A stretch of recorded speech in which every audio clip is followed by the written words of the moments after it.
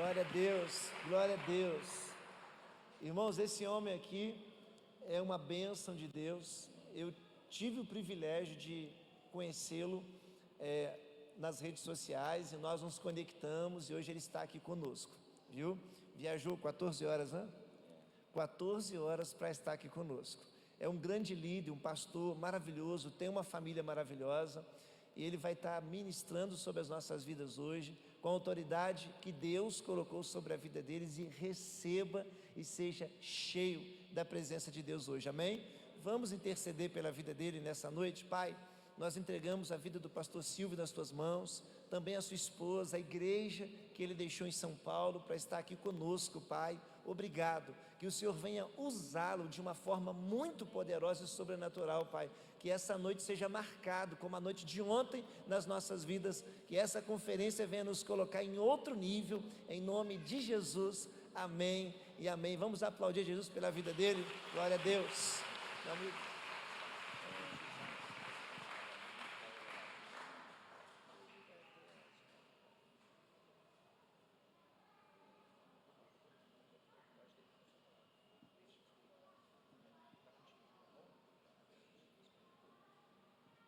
Graça e paz, irmãos. Alegria poder estar aqui com você. Eu sou o pastor Silvio. Eu tenho me dedicado a treinar pessoas por todo o Brasil para ganhar pessoas para Jesus. Tenho me dedicado a treinar líderes, pastores e igrejas a se tornarem igrejas com olhos para fora. É claro, quando a gente diz igrejas com olhos para fora, não significa que ela não tem os olhos também para dentro. Ou seja, cuidamos dos nossos, pastoreamos, somos uma família saudável, mas cumprimos o propósito de Deus, buscando o homem pecador ou o homem perdido, né? Há tantas famílias que serão alcançadas por Jesus, há tantos jovens, adolescentes, tantas pessoas que estão opressos pelas adversidades da vida e estão sem Jesus. E o alvo da minha vida, do meu ministério, além de ser pastor de uma igreja local, eu sinto um cargo que queima no meu coração, é treinar e inspirar pessoas para ganhar pessoas para Jesus, amém? Eu sou casado, tenho 45 anos, sou casado com a Tânia, que também é pastora comigo lá na igreja Videira de Ribeirão Preto, no interior de São Paulo. Tenho uma filha de 23 anos, está se formando no curso de Direito, e estou há 10 anos no interior paulista, tenho 11 anos no ministério, me converti aos 8 anos de idade e estou há 24 anos envolvido na igreja em célula, né? Então, e hoje, apesar, eu já treinei, irmãos, mais de 15 mil líderes no Brasil, na América Latina, na América do Norte, na Europa. Deus tem me levado por muitos lugares para falar sobre igreja em células, para falar sobre treinamento de líderes. Mas hoje eu vou falar algo que é o fundamento das coisas. Hoje eu não vou falar sobre a igreja em célula propriamente dito, não vou falar sobre liderança. Eu sei que amanhã eu vou falar, né, sobre esse tema da multiplicação, mas hoje eu quero falar sobre o propósito de Deus. Propósito e recompensa, que é o fundamento de qualquer igreja, precisa ser esse. Também igrejas em células também têm o mesmo fundamento. E eu queria compartilhar com você a respeito de algo que Deus tem colocado no meu coração, e o título da minha mensagem é propósito e recompensa. Coloca a mão no seu coração por um instante, deixa eu orar com você. Deus, em nome de Jesus, libera da tua vida, libera a tua palavra, que é alimento rico e nutritivo, para nos fazer avançar, para nos fazer romper. Deus, em nome de Jesus, que essa noite não seja apenas uma palavra interessante, mas que seja maná do céu para nós, que seja revelação do alto, passando pela nossa mente, mas explodindo no nosso coração, produzindo inspiração, fé, encorajamento, ânimo, em nome de Jesus, em nome de Jesus. Diga algo comigo, ainda com a mão no seu coração, diga assim: nesta noite eu serei nutrido, alimentado, encorajado. Diga: eu sairei desta reunião com o meu coração cheio de fé para viver tudo aquilo que o Senhor tem para mim. Diga: porque eu creio, eu declaro, e assim será. Amém, amém, amém. Pega no ombro de quem está do seu lado e fala assim: aperta o cinto que nós vamos voar.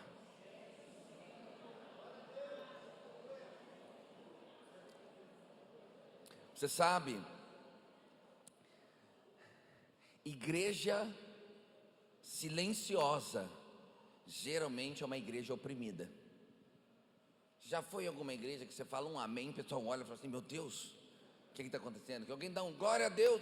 Jesus amado, então, quando você fala amém, quando você fala glória a Deus, quando você fala assim, eu recebo essa palavra, você está reagindo com a mensagem. E quanto mais você reage com a mensagem, mais a mensagem entra dentro de você. Você pode dizer amém? Então vira para quem está do seu lado e fala: não se assusta comigo. Olha, nada é mais frustrante do que investir a vida em algo errado. Tem uma frase que diz assim: a maior tragédia da vida não é descobrir que não fez nada, mas é descobrir que tudo que fez não tem valor algum. Então, essa seria a maior tragédia da vida cristã. É você perceber que gastou os melhores anos da sua vida fazendo algo que Deus não queria que você fizesse, ou fazendo algo que não era a essência daquilo que Deus queria que você fizesse, que você acumulou tesouro na terra, que você até diante dos homens, você foi aprovado, mas diante de Deus, eventualmente você foi reprovado. Não acho que esse vai ser a história da vida de vocês, nem a minha. Eu estou pregando aqui a nível de princípio. Essa é a pior tragédia do mundo. É você não ter clareza daquilo que de fato é importante na vida cristã. Investir tempo demais em algo que é meio e não é fim, em algo que é periférico e não é essência. Por isso que Jesus certa vez disse assim: onde está o seu tesouro, aí estará também o teu coração.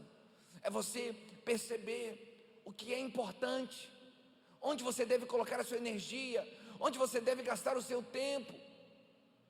Tem uma música, essa música não é cristã, essa música não é evangélica, então eu vou falar um pedacinho, você não cante, tá bom?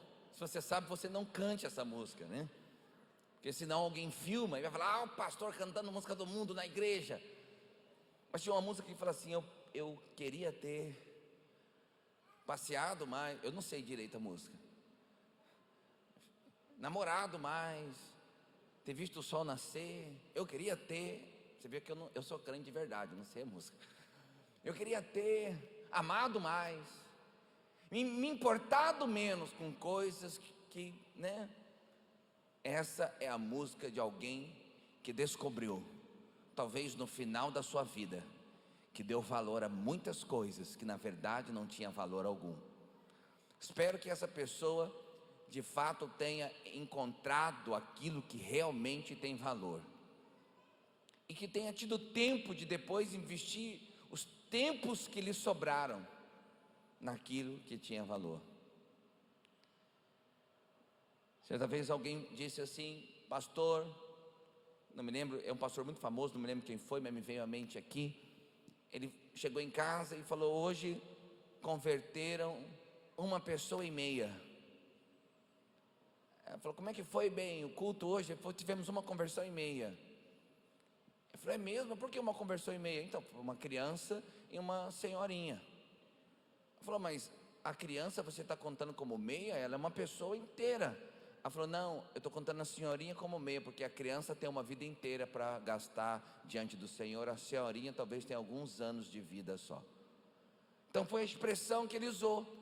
Então eu espero que você hoje, de alguma maneira, que Deus traga luz ao seu entendimento, para que, se você já tinha clareza, confirmar no seu coração. Se talvez você tivesse uma percepção, mas ainda não tinha clareza, ter clareza hoje. E se você eventualmente está aqui e não tinha clareza nenhuma, que hoje você saia com uma direção de Deus para a sua vida. Mas alguns dizem assim: pastor, o importante é ser sincero. Se eu for sincero, Deus vai receber, Deus vai aceitar. Olha, irmão, é importante nos relacionarmos com Deus de forma sincera. É claro que é importante, mas fazer algo errado com sinceridade não torna isso certo. Se você pegar, eu sei que eu olhei no mapa, daqui de Juiz de Fora, por um lado vai para o Rio de Janeiro, para o outro lado oposto vai para Belo Horizonte, mais ou menos assim, não é? Então, se você pegar um ônibus que vai para o Rio de Janeiro, com toda a sinceridade do seu coração, achando que vai chegar em Belo Horizonte, você vai chegar no lugar errado, sinceramente. Ou seja, a sinceridade, ela tem o seu valor, mas não é suficiente. Você precisa fazer as escolhas certas para ser alguém bem-sucedido. Então, é comum nós dizermos, o título dessa mensagem é propósito e recompensa. E é comum nós ouvirmos irmãos que às vezes estão há tanto tempo na caminhada cristã, e ele diz assim: eu estou ainda tentando descobrir o meu propósito. Talvez você já tenha ouvido essa expressão, talvez você mesmo já tenha falado, porque um dia eu falei isso também. E talvez você também já tenha falado isso. Eu estou ainda tentando discernir qual é o meu propósito. Preste atenção, não existe o seu propósito, não existe o meu propósito, só existe um propósito, é o propósito de Deus na sua vida. E nisso não pode haver dúvida, tem que ser claro para você. Só existe um propósito, só existe uma coisa. Agora, talvez você está querendo descobrir como que Deus vai te usar neste propósito, ou seja, como que Deus vai usar a sua história para cumprir o propósito, como Deus vai usar os seus talentos nesse propósito, mas o propósito é o mesmo, e é sobre isso que eu quero falar. O propósito não pode ser uma coisa misteriosa. O propósito, não, estou vendo, estou ainda fazendo prova com Deus. Irmão, não tem prova nenhuma, você não tem que ver nada, já está escrito na palavra de Deus. E hoje eu quero trazer luz para você sobre isso. O título é propósito e recompensa. E por que eu vou falar de recompensa? Porque o propósito é um assunto envolto de mistério, mas a recompensa é um assunto envolto de desconhecimento. Muitos na vida cristã nem sabem que haverá recompensa. Ele acha que ele vai ganhar uma coroa, ele acha que ele vai ganhar um trono, ele acha que ele vai estar lá no céu e ele vai pegar o trono dele. Só um pouquinho que eu vou ali falar com Abraão. Que ele vai ficar lá no céu guardando a coroa dele, andando. Presta atenção, irmão, coroa e trono não são objetos, mas são símbolos daquilo que Deus vai dar para você. Eu vou explicar isso com mais clareza hoje. Quando a gente fala assim, fulano perdeu a coroa, o rei da Escócia perdeu a coroa, o que você acha que significa? Que ele está procurando, cadê a coroa? Cadê a coroa? Não sei onde está a coroa. Põe o pessoal para procurar a coroa. Quando fala assim, a rainha na história perdeu o trono, ela fala, meu Deus, onde eu deixei esse trono? Não sei onde eu fui. Será que foi no banheiro? Será que foi no quintal? Não é isso. Quando você fala perdeu o trono, perdeu a coroa, perdeu a autoridade, perdeu o governo, perdeu a posição. Quando Deus fala que para você tem um trono e uma coroa, Ele está dizendo, tem uma posição de governo para você. O galardão é essa posição de governo. E nós vamos falar disso um pouquinho aqui. Então deixa eu te falar, para você hoje ter luz absoluta a respeito do propósito da recompensa. Primeira coisa, o propósito E é ruim que não tem nem mistério. O primeiro tópico da minha mensagem, eu já falo o que é o propósito. O propósito de Deus é ter muitos filhos, para dividir com eles a sua vida e o seu amor. Vou te mostrar isso na Bíblia. Quando nós examinamos as Escrituras, fica muito claro qual é o propósito de Deus. Muito claro. Então vamos lá. Quando Deus, Adão e Eva representam o começo de Deus na história do homem. Quando Deus cria Adão e Eva, lá em Gênesis capítulo 1, verso 27, ele diz assim: criou Deus, pois, o homem à sua imagem, a imagem de Deus o criou, homem e mulher os criou. Deus os abençoou e lhes disse, ponto, presta atenção, Deus criou, e imediatamente, após ter criado o homem e a mulher, a primeira palavra de Deus para o homem é essa que eu vou ler agora.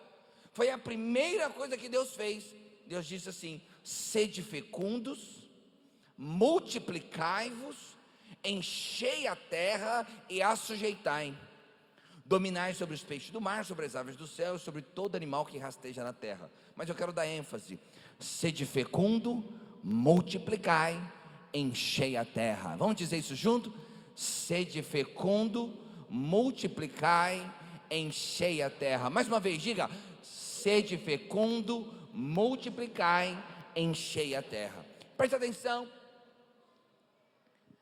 Deus fez o homem à sua imagem, e a Bíblia diz então que Deus os abençoou e disse, os abençoou e disse: sede fecundo, multiplicai, enchei a terra. Então presta atenção, a bênção que Deus havia derramado sobre Adão e Eva era para cumprir o que Ele mesmo estaria mandando eles fazerem. É como se Deus tivesse falado assim: ó, toma, eu te abençoo, e a partir de agora, sede fecundo, multiplicai e enchei a terra. Quando Adão e Eva andavam pelo jardim, todo o jardim percebia, existia algo diferente neles. Era a bênção de Deus, era a autoridade de Deus, era a imagem de Deus, e tudo isso tinha um propósito: sede fecundo, multiplicai e enchei a terra. Aí você conhece a história. Deus destruiu a terra com o dilúvio, e tem o primeiro recomeço do homem com Noé. O primeiro recomeço após o dilúvio, Gênesis capítulo 9, no verso 1. E o propósito de Deus não mudou, porque Ele é o princípio, o fim, o alfa e o ômega, o mesmo em todos os tempos, e nele não há uma sombra de variação. O propósito é o mesmo. E aí ele, no versículo 1 do capítulo 9, olha o que ele fala para Noé logo após terminar o dilúvio: abençoa Noé e aos seus filhos, e lhes disse: sede fecundo, multiplicai-vos, enchei a terra. Deus, na Bíblia, não tem nada por acaso, não é coincidência. Deus usa, inclusive nessa ocasião, Deus usou exatamente as mesmas palavras, a mesma ênfase. Olha, Noé, nós estamos recomeçando agora. A iniquidade tomou conta do homem, e eu estou recomeçando com você. O meu propósito, que continua o mesmo: sede fecundo, multiplicai e enchei a terra. E aí você sabe, com o tempo, o homem se distanciou de novo, e deixou de cultuar o Senhor. Mas agora Deus chama Abraão, e Abraão representa o segundo recomeço de Deus. O primeiro foi com Noé, e o segundo agora é com Abraão. E no capítulo 12, 3 capítulos seguintes, após o dilúvio, no verso 1, diz assim: ora, disse o Senhor a Abraão: sai da tua terra, da tua parentela e da casa de teu pai, vai para a terra que eu te mostrarei. De ti farei uma grande nação, e te abençoarei, e te engrandecerei o nome. Se tu uma bênção, abençoarei os que te abençoem, os que te abençoarem, e amaldiçoarei os que te amaldiçoarem. Em ti serão benditas todas as famílias da terra. Deixa eu dizer uma coisa para você: a minha e a sua família estavam inclusos nessa promessa aqui. A bênção e a promessa que Deus estava dando agora para Abraão está totalmente harmonizada com a mesma mensagem que ele havia dado para Adão e Eva e depois para Noé e a sua família. Olha, eu quero ter muitos filhos.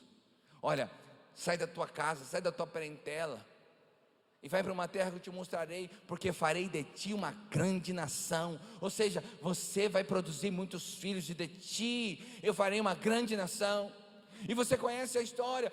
Abraão não podia ter filhos, Sara não podia ter filhos, e eles já eram de idade avançada, e ele já tinha passado já bastante tempo, a promessa não se cumpria. E olha o que Deus faz então. Deus chega para Abraão e fala: sai daqui, conduziu para fora e disse: olha para os céus e conta as estrelas, se é que pode contar. Conta, Abraão, conta, dá conta. Assim será a tua posteridade. Olha, eu sei que está demorando um pouco, eu sei que você está ansioso por acontecer, mas o meu plano não mudou. Eu ainda vou fazer de ti uma grande nação. Olha para o céu, olha, tem uma visão, olha para cima, veja, porque assim será a sua descendência. Deus está te dando uma visão para você se inspirar. Olha, quando eu entrei ali com o pastor agora, eu não tive uma visão.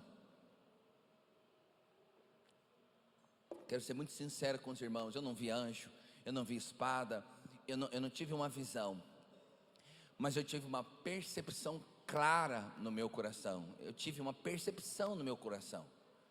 Quando eu entrei, eu olhei e já imaginei esse lugar com forro e numa conferência lotada de gente.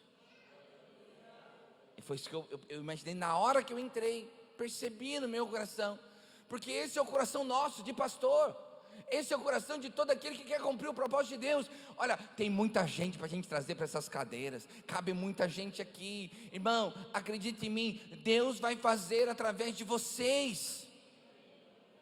E um dia, vocês terão mais de um culto, porque não vai caber.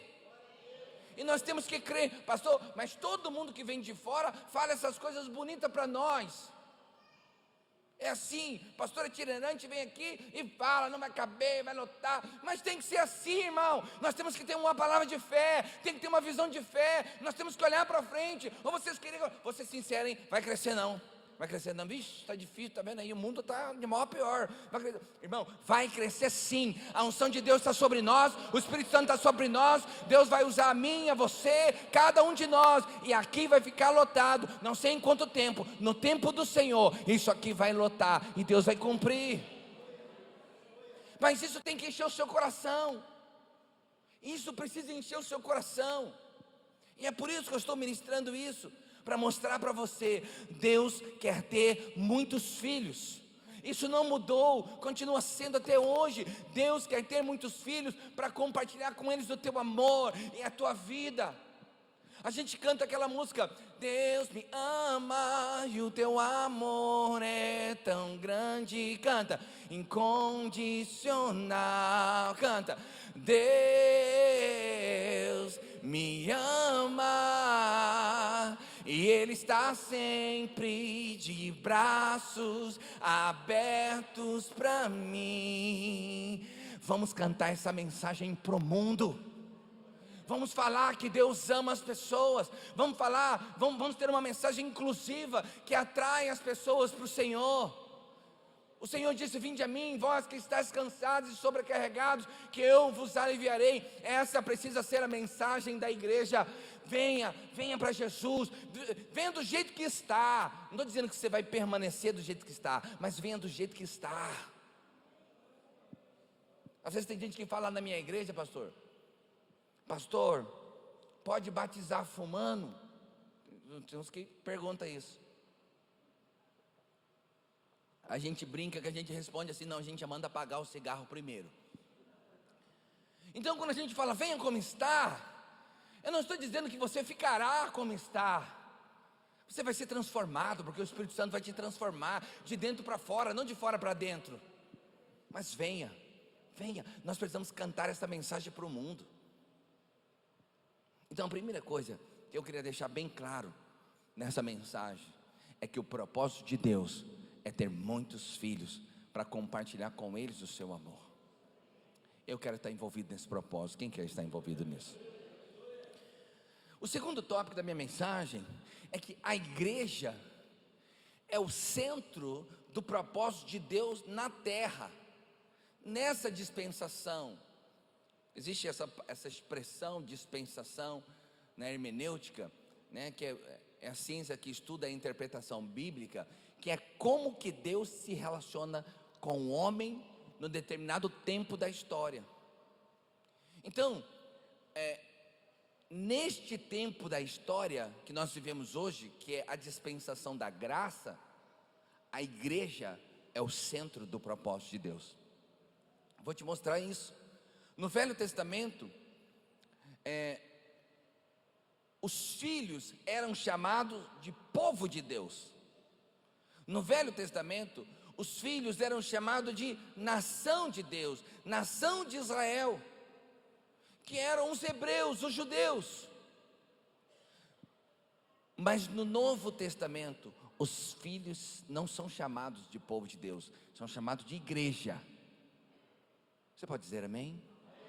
No Novo Testamento, esses filhos não são mais os que nasceram da genealogia hebreia.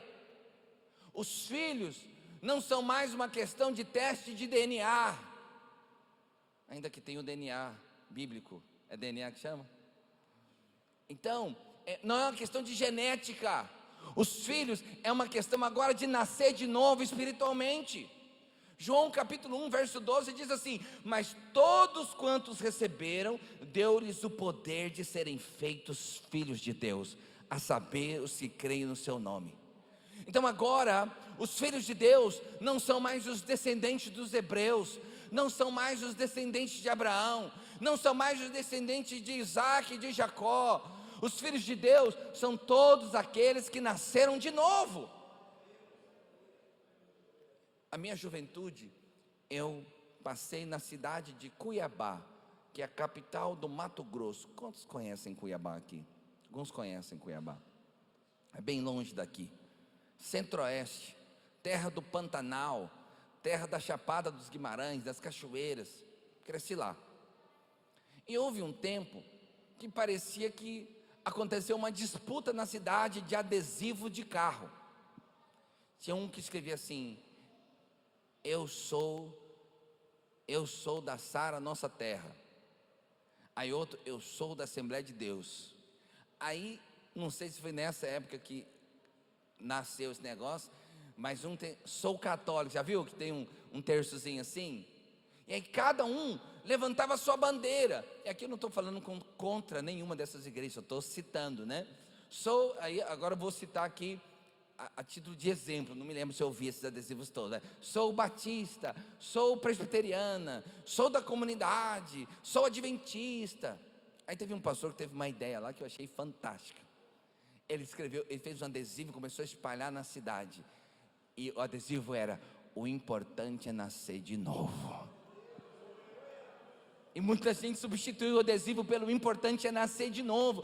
Ok, tenha orgulho de ser da Sem Limites por Jesus, tenha orgulho de ser da Igreja Videira, tenha orgulho de ser da Getsemane, da Batista, Presbiteriana, Assembleia, da igreja que você tiver, tenha orgulho mesmo, você deve fazer isso, mas você tem que saber, o mais importante não é a placa da minha igreja, o mais importante é que eu nasci de novo.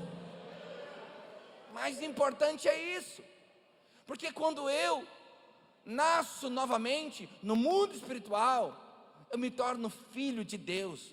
Eu era criatura de Deus, mas agora, quando eu aceito a Jesus, não só creio, mas convido esse Jesus para ser o Senhor da minha vida. Acredito que Ele morreu na cruz e ressuscitou, e que me justificou das minhas fraquezas, dos meus pecados, e convido esse Jesus para ser o Senhor da minha vida. A Bíblia fala que eu estou nascendo de novo, as coisas velhas ficaram para trás e tudo se fez novo. Eu tenho uma vida nova para viver em Cristo Jesus.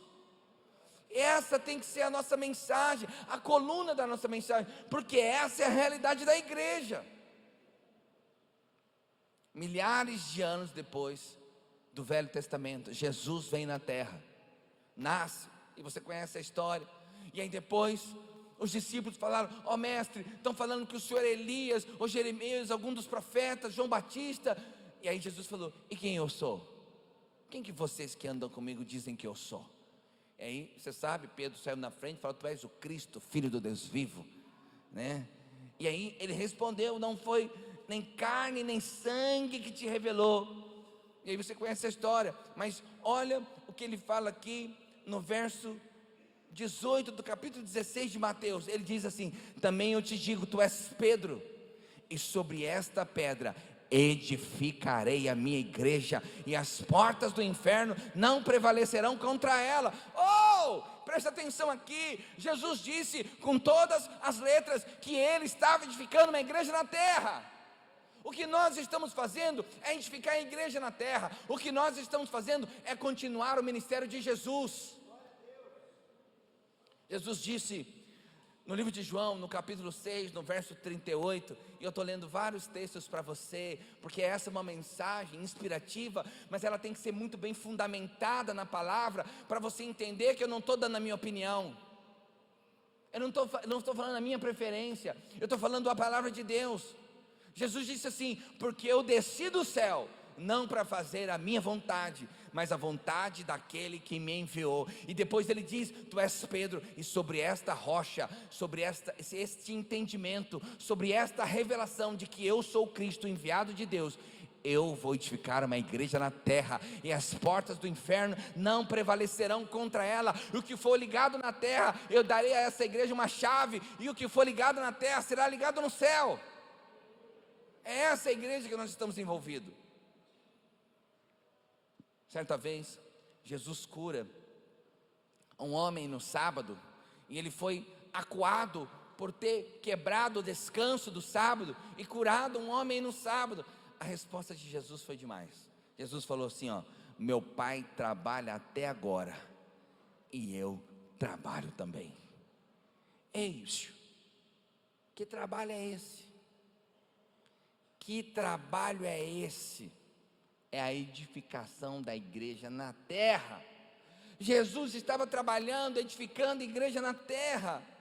Então, eu vim te dizer que a igreja, e aí quando eu falo igreja, não estou falando de CNPJ, não estou falando de placa, não estou falando de prédio, de lugar, eu estou falando nós que somos a igreja viva, o corpo de Cristo na terra. A igreja é o centro do propósito de Deus para esta dispensação da graça, para esse tempo. Você está envolvido no centro. Eu fico pensando, como que tem gente que vai na internet para falar mal da igreja? Como tem gente que vai na internet para dizer que a igreja não tem valor nenhum, para bater no peito e dizer: eu não faço parte de igreja. Então você vai para o inferno, filho, porque a salvação é para aqueles que se tornam igreja. A igreja é importante sim. Em Hebreus diz assim, ó: não deixe de congregar, como é costume de alguns. Não fique assistindo o culto lá na transmissão na sua casa. Se você pode congregar, se você pode estar aqui.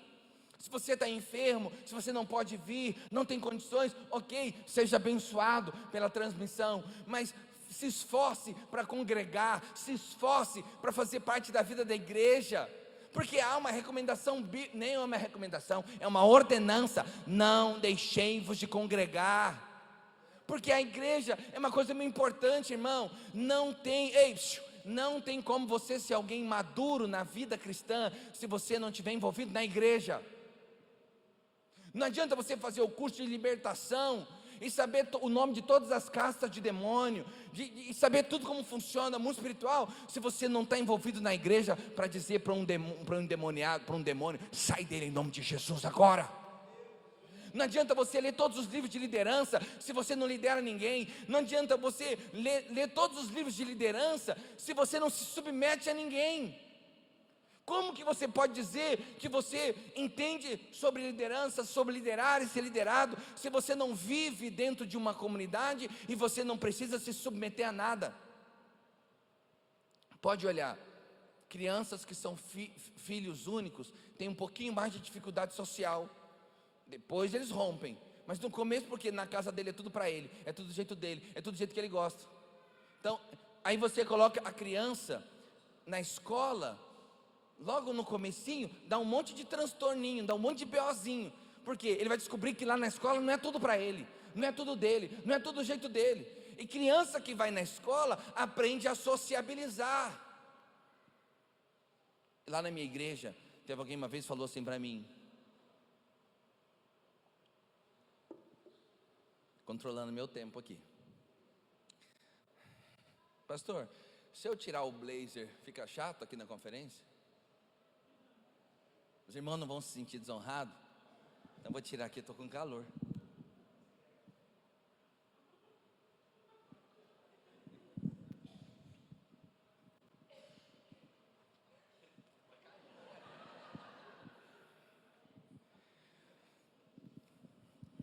Tem um irmão na minha igreja, tinha, né? O Senhor já o recolheu, não por conta dessa história. Ele já é um senhorzinho de idade, muito querido, gostava muito de mim. E quando ele tinha chegado na minha igreja, ele falou: pastor, ele não gosta desse negócio de igreja de célula, não. Eu falei: é mesmo? O que aconteceu? Ele falou assim: ó, é que eu participei de uma igreja de célula e deu problema. Aí eu saí daquela igreja, fui para uma outra igreja, também era em célula, deu problema. Então esse negócio de célula dá muito problema, pastor. Eu falei: é mesmo? E aí eu falei: então deixa eu entender um pouco a sua história. Essa história no caso dele, né? No caso dele, ele não tinha nenhum envolvimento na vida da igreja. Então ele chegava: que hora que começa o culto aqui, pastor? À noite? É de manhã ou à noite? Oi, desculpa. De manhã à noite, 18h30 à noite. Aí o culto é 18h30. O irmão chega 18h29 e 30 segundos. Ele chega, o pastor está abrindo o culto. Quando o pastor levanta a mão para orar e dá a bênção, ele já está no corredor rumando o rumo. No amém, ele está passando pela porta. Ele é o primeiro carro que sai. A parte mais intensa de relacionamento que ele tem com a igreja é essa aqui, ó. É chegando na igreja: a paz, a paz, a paz. E aí ele só encontra a igreja de novo no outro domingo, às 18h29 e 30 segundos. E ele chega lá: a paz. Oh, paz, querido, paz. Como que briga? Como que briga? Não tem jeito. Não tem jeito de discutir, não tem relacionamento nenhum. Então é claro que se eu vivo, a minha igreja é online, pastor, nunca teve uma briga, não tem nem chat para brigar. Não vai ter briga. Você sabe onde tem problema? Você sabe qual é o tipo de igreja que tem problema? É o que tem gente. Tem problema. Porque, já viu aquele ditado: se você achar uma igreja perfeita, não entre nela, porque você vai estragá-la. Porque a gente é imperfeito. Nós temos falhas, nós temos limitações. E nos relacionarmos vai gerar algum tipo de conflito, como gera lá dentro da sua casa, como gera no trabalho, como gera nos lugares. Relacionamento gera conflito, mas não há amadurecimento sem relacionamento. Como que você vai ser alguém maduro se você não relaciona? Como que você vai entender sobre liderança se você nunca se submete? Como que você vai entender sobre liderança se você nunca tem oportunidade de liderar nada? Aí uma vez, esse irmão, eu não falei desse jeito para ele, senão ele não ia aguentar a pressão. Então eu só ouvi e falei: não, irmão, é que você não teve a oportunidade de viver um relacionamento mais intenso e tal. Aí nós fizemos uma célula, ele participou e foi uma bênção. Se envolveu, fez amigos, de vez em quando dava umas brigadinhas, voltava, pedia perdão. Ou seja, como que você vai aprender a importância do perdão se você nunca se desentender com ninguém? Uma hora você vai ter que aprender isso. Isso aí é igreja, irmãos, isso é igreja que se relaciona, independente do modelo. Isso é igreja que se relaciona. Deixa eu dizer algo para você aqui.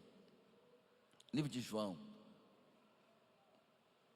Irmãos, mais claro do que essa afirmação de Jesus, eu não sei se tem, pastor. Depois a gente tem que fazer temos que fazer uma maratona para saber se tem um texto mais claro que esse. Eu acho que não tem, mas talvez possa ter.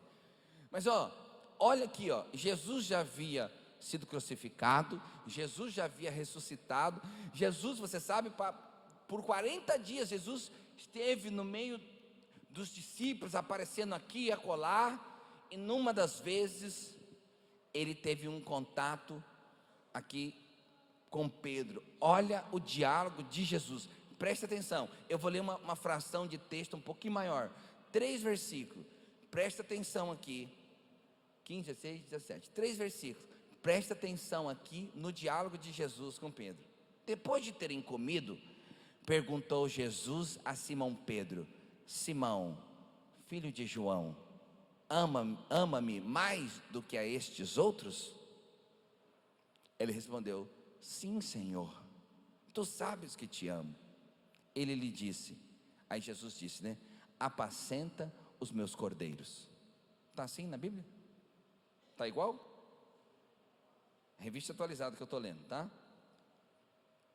Apacenta os meus cordeiros. Tornou a perguntar-lhe pela segunda vez, Simão, filho de João, tu me amas? Ele lhe respondeu: sim, Senhor, tu sabes que eu te amo. Disse-lhe Jesus: pastoreia as minhas ovelhas. Pela terceira vez, Jesus lhe perguntou: Simão, filho de João, tu me amas? Pedro entristeceu-se por ele lhe ter dito pela terceira vez: tu me amas? E respondeu-lhe: Senhor, tu sabes todas as coisas, tu sabes que eu te amo. Jesus lhe disse: apacenta as minhas ovelhas. Agora eu vou te explicar. Eu te pergunto, Jesus sabia ou não sabia o que estava no coração de Pedro? O próprio Pedro disse: Senhor, tu sabes todas as coisas. Às vezes Jesus estava num lugar e a Bíblia fala que Jesus sabia o que estava na mente dos fariseus antes deles falarem. Lembra desses textos? Jesus sabia. Agora, se Jesus sabia, por que Jesus perguntou 3 vezes? Essa é uma pergunta. Se Jesus já sabia, por que Jesus pergunta 3 vezes? Eu vou te responder por quê. Porque Jesus queria dar uma ênfase. Jesus queria deixar uma ênfase, porque sabia que no dia 15 de setembro haveria uma conferência da multiplicação na igreja Sem Limites para Jesus, e tantas outras situações como essa. Jesus queria dar uma ênfase. Me ama? Então cuida das ovelhas. Qual é o lugar que se cuida das ovelhas? É o aprisco. E o aprisco é símbolo da igreja. É aqui que nós cuidamos das ovelhas. E quando eu falo aqui, não estou dizendo local. É na rua, é em casa, é onde for. É nesse seio, é nessa vida que nós cuidamos das ovelhas. E aí os mais velhos cuidam dos mais novos, os mais maduros aconselham os mais novos. Porque o que sustenta a igreja é a maturidade dos adultos, não é a força dos jovens. A força dos jovens é importante, mas jovem não sustenta nada em lugar nenhum. Quem sustenta o jovem, paga a faculdade dele, as contas, geralmente é o pai e a mãe, que são os adultos. Então a vida é assim. Os adultos aconselham os mais novos, as mulheres mais maduras aconselham as mulheres que acabaram de casar mais jovens, na vida cristã, em todas as áreas. Então isso aqui, Jesus estava dizendo, como que você demonstra que você, aqui que é a revelação, o entendimento, como que você demonstra que você ama Jesus? Porque foi isso que ele disse. Como que você demonstra o quanto você ama Jesus? Cuidando das ovelhas, se envolvendo na edificação da igreja, se envolvendo, mergulha de cabeça, mergulha. Então presta atenção, e eu fecho esse segundo tópico aqui. No Novo Testamento, os filhos de Deus não são mais somente a nação de Israel, não é mais somente a nação de Israel, são todos aqueles que nasceram de novo. Você pode dar um glória a Deus? Aleluia! Agora, eu vou te falar algo que talvez você nunca tenha ouvido na sua vida. Você sabe, o pregador gosta dessas coisas, de falar coisa diferente, mas na verdade, o que sustenta não é o risoto de carne seca, não é o caldo de camarão, o que sustenta é arroz, feijão e ovo de todo dia. Então não dá para o pregador ficar todo dia trazendo um tempero diferente, porque não dá.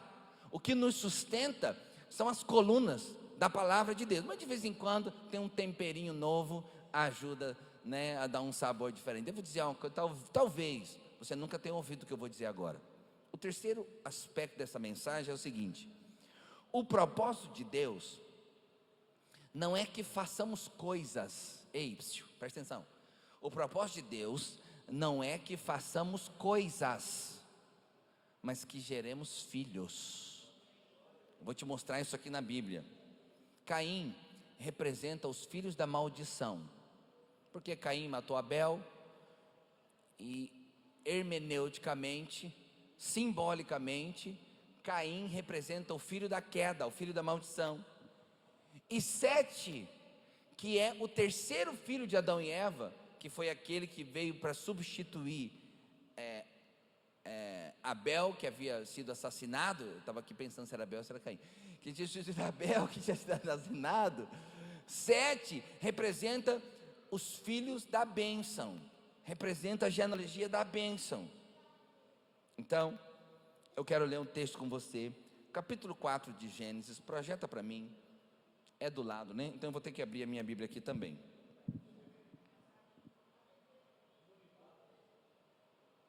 Aqui está apagado, mas você vai ligar. Desculpa aí. Igreja tecnológica é outro nível, né? Apagou de novo.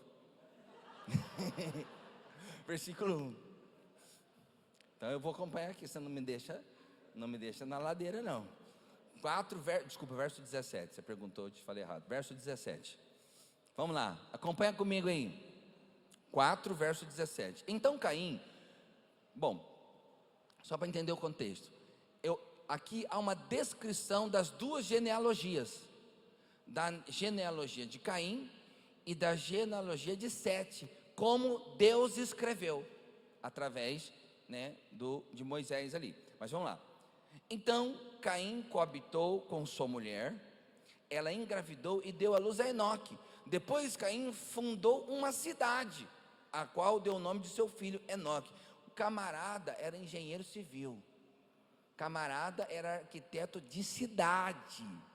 Ele não fez um puxadinho não, a cidade. Continua.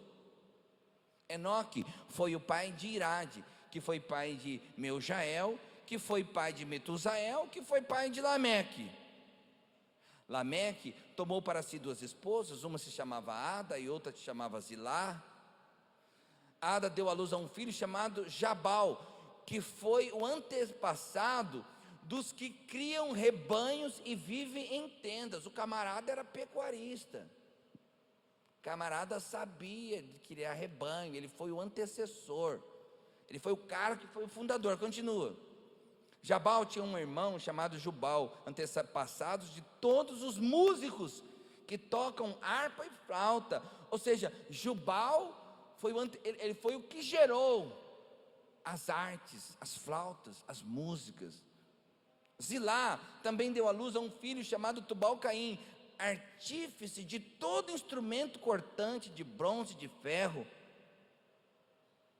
A irmã de Tubal-Caim foi Naamá. Ou seja, o camarada era um ourives, era um cara que trabalhava com ferro, com lança, com espada, fazia tudo que precisasse com metais, com bronze. Continua. Então Lameque vangloriou-se diante das suas esposas, Ada e Zilá. Ouvi-me, vós mulheres de Lameque, escutai, que passo a declarar-vos: matei um homem. O camarada era nervoso. Matei um homem por causa dos ferimentos que me causara, e uma criança porque me ofendeu. Esse camarada matou uma criança porque ofendeu ele. Olha outro, continua. Ora, se Caim é vingado 7 vezes, Lameque pode ser 70 vezes 7. Continua. Novamente Adão teve relações sexuais com a sua esposa, e ela deu à luz a outro filho, a quem chamou de Sete, exclamando: Deus me concedeu outro filho, para ficar em lugar de Abel, que foi morto por Caim. Então, continua, pode deixar aqui. Então, nós lemos aqui a genealogia de Caim, que eles fizeram coisas, construíram cidades, eram pais das artes, eram pecuaristas, né? Coisas extraordinárias que eles fizeram. Agora, no paralelo, Deus vai trazer isso aqui é o da maldição. Agora vamos trazer a genealogia da bênção. Vamos lá. Sete foi pai e deu a seu filho o nome de Enos, que foi o primeiro a proclamar o nome de Yahvé. Este é o registro dos descendentes de Adão, ou seja, já cortou Caim aqui no talo. Não falou nem que era o registro de Sete, falou que era o registro de Adão. Já jogou Caim do lado. Homem e mulher os criou e os abençoou, eles deu o nome de humanos. Continua. Quando Adão completou 130 anos, gerou um filho, e a sua semelhança, com a sua imagem, ele deu o nome de Sete. O tempo que viveu Adão, depois do nascimento de Sete, foi 800 anos, e gerou filhos e filhas. Toda a duração da vida de Adão foi de 930 anos, depois morreu. Quando Sete completou 105 anos, gerou Enos. Depois do nascimento de Enos, Sete viveu 807 anos e gerou filhos e filhas. Toda a duração da vida de Sete foi de 912 anos, depois morreu. Quando Enos completou 90 anos, gerou Cainã. Depois do nascimento de Cainã, Enos viveu 815 anos e gerou filhos e filhas. Eu nem vou continuar, porque o texto é longo. Porque a única coisa que vai mencionar que Sete fez foi que ele gerou filhos e filhas, filhos e filhas, filhos e filhas. Agora eu te pergunto, raciocina comigo. Essa aqui é a genealogia da bênção. Da bênção. O camarada viveu 807 anos. Você acha mesmo que ele não fez nada? Você acha que ele não edificou cidade, que ele não criou gado, que ele não abriu poço, que ele não mexeu com metal? Você acha que ele não fez nada? Ele só gerou filhos e filhas porque não tinha Netflix naquela época. Não, meu irmão, deixa eu te explicar o que Deus está falando da genealogia da bênção. É que todas as coisas que eles fizeram diante do propósito de Deus, que é gerar filhos e filhas, é tão insignificante que não merece nem ser mencionado. Então eu estou mostrando para você que o propósito de Deus não é fazer coisas. As coisas são um meio para nós alcançarmos o propósito de Deus. Então o ministério de louvor não pode ser um fim. Deus não chamou você para cantar, Deus não chamou você para tocar, Deus chamou para você usar os seus dons e os seus talentos para cumprir o propósito de Deus e gerar filhos e filhas.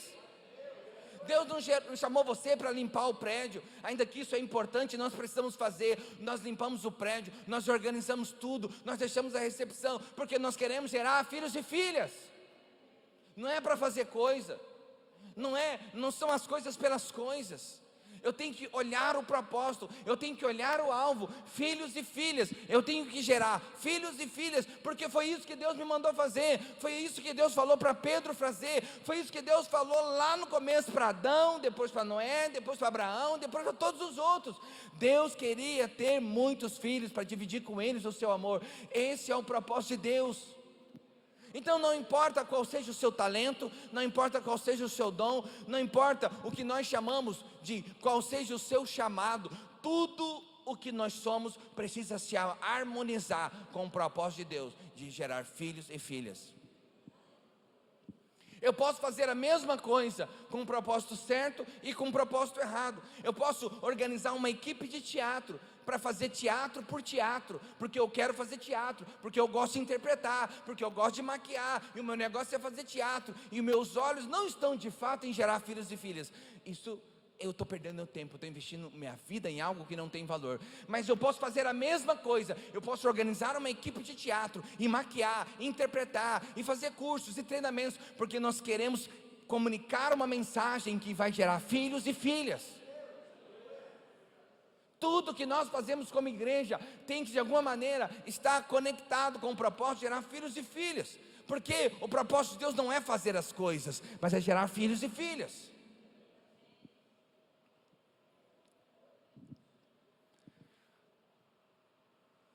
Agora, tem uma coisa que tem que acontecer. O propósito de Deus precisa assumir o topo do ranking do seu coração.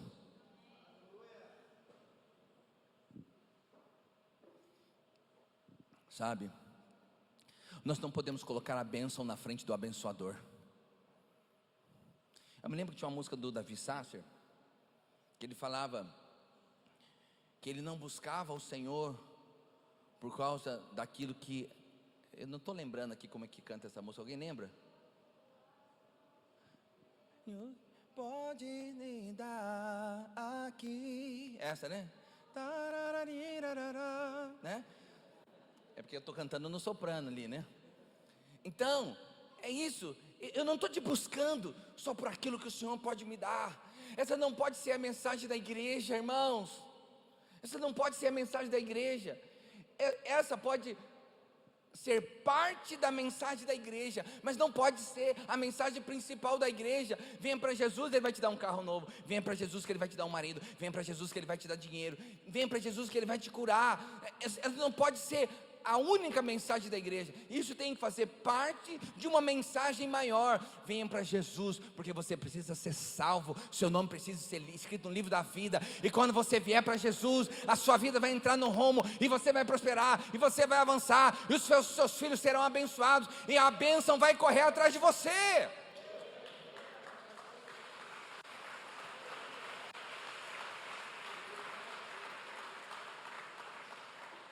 Gente, o correto não é você correr atrás da bênção, as bênçãos é que vão correr atrás de você. A bênção é fruto de uma vida cristã consistente. A bênção não pode ser o alvo da vida cristã. A bênção é o fruto de você ser abençoado. Qual que é a música que me ajuda, você que é a cantora? A música que fala da bênção? E a bênção se derrama entre 1000 gerações, a família e teus filhos e os filhos de teus filhos. Me acompanhe por detrás, por diante. Era que tinha que pôr a letra aqui para mim. Essa é a nossa canção, essa é a canção dos filhos. A bênção nos cerca por trás e por diante, de um lado e de outro, em cima e embaixo. Eu posso correr atrás da bênção e não alcançá-la, mas quando ela corre atrás de mim, ela me alcança. Ser abençoado é fruto de uma vida cristã consistente.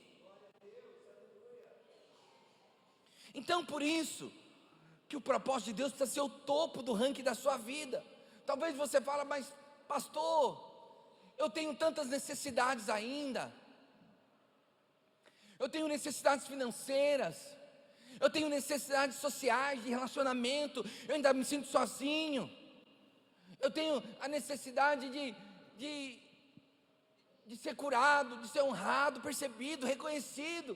Ok, os discípulos também tinham essas necessidades. Olha o que Jesus disse para os discípulos: buscar em primeiro lugar, Mateus capítulo 6, verso 33, buscar em primeiro lugar o seu reino e a sua justiça, e todas estas coisas vos serão acrescentadas.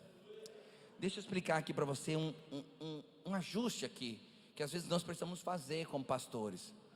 É que eu não sei se é uma não me recordo aqui agora, se tem uma versão bíblica que fala todas as coisas, buscar em primeiro lugar o reino de Deus e sua justiça, e todas as coisas vos serão acrescentadas. Não me lembro se é uma versão bíblica agora, ou se é um coloquial nosso, evangeliquez, porque não é isso que está escrito aqui.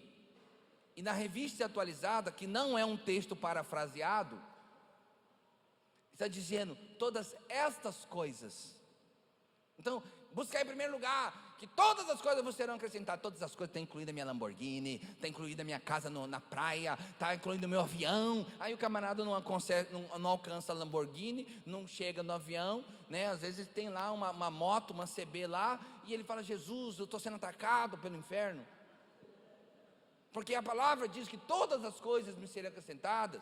Todas é todas. Não, mas não é que está escrito todas estas coisas. E que coisas são? O que ele tinha falado anteriormente no texto. E ele tinha falado sobre provisão, alimento e sobre roupa. E ele falou que os passarinhos não semeiam nem colhem, mas eles comem todo dia. E que os lírios do vale também não semeiam nem colhem, mas eles se vestem com as mais belas cores. E provisão e roupa é alegoricamente símbolo de coisas maiores. Ou seja, comida na verdade, comida e roupa. Comida é símbolo de provisão. Tudo que você precisa para cumprir o propósito de Deus, Ele vai te dar. E o que é a roupa dos lírios? Roupa sempre aponta para... O sacerdote tinha uma roupa diferente, José tinha uma roupa diferente, Jesus tinha uma roupa diferente, os oficiais tinham uma roupa diferente. Roupa significa honra. Honra ao Senhor, Ele mesmo vai te honrar. Então, eu estou aqui te mostrando o propósito de Deus. Precisa assumir o topo do ranking do seu coração, porque onde tiver o seu coração, aí vai estar a tua alegria. E eu quero fechar com isso. Último tópico. Todos nós, um dia, iremos prestar contas a Deus. Pastor, mas estava tão gostosa a sua mensagem, tão inspirativa, estava demorando um chicotezinho saindo do altar. Não, aqui não é chicote, irmãos. Mas mesmo quando a palavra é de confronto, ela precisa ser lida. E Paulo escreve aos Coríntios, e ele dá uma orientação muito clara, que um dia nós iríamos prestar conta diante de Deus com o que nós fizemos da nossa vida.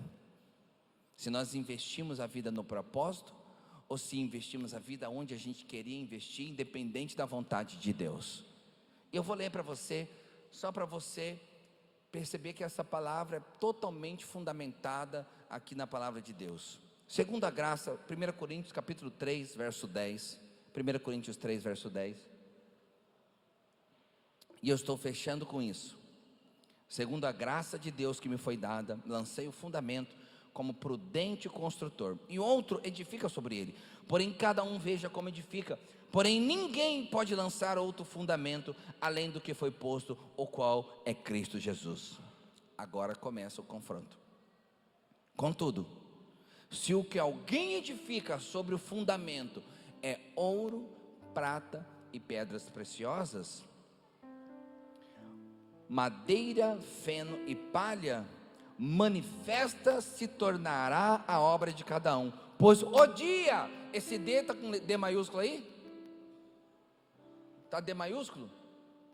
Porque quando esse D é maiúsculo, não é um dia, é um dia específico. E esse dia aqui é o dia do tribunal de Cristo, que todos os crentes irão comparecer.